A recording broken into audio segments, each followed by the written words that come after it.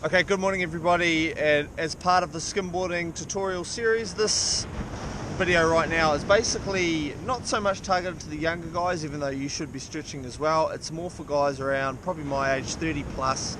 I'm 35. We're at Henderson Bay in the far north. The sun's just come up, as you can tell, because it's shining right in my eyes.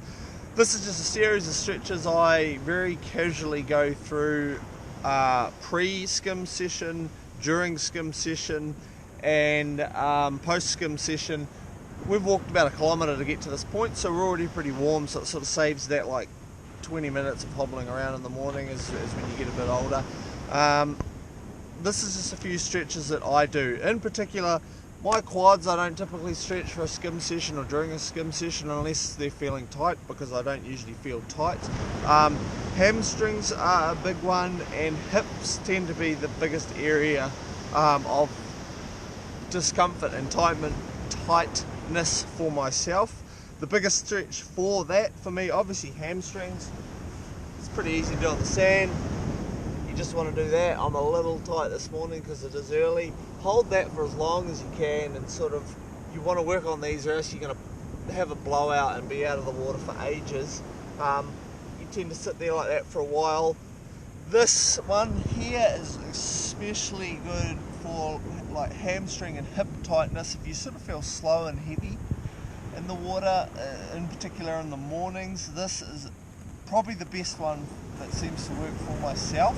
And again, you just sit there in that position for as long as you can, or as long as you want. The longer the better, really. And that just keeps your legs feeling free. The other one I forgot to mention at the start is also lower back. You can, of course, pull muscles will hurt your lower back really easily skimming, especially if there's a bit of tightness. This one on the sand, both sides obviously, is a really good one. Lay the upper body flat like that and just pull gently down on that leg, and again hold. I mean, if you can hold for a couple minutes, I'll hold for a couple minutes. Both sides.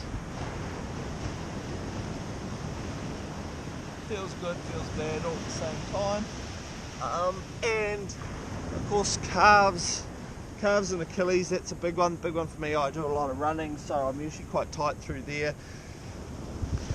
A little bit more difficult thing to stretch I find on the beach. I actually tend to, at the start of the session, especially if the sand's soft at the top of the bank, you'll see me walking around like this a lot, and it's just to help stretch out my calves. It is kind of hard to do a calf stretch on the beach, so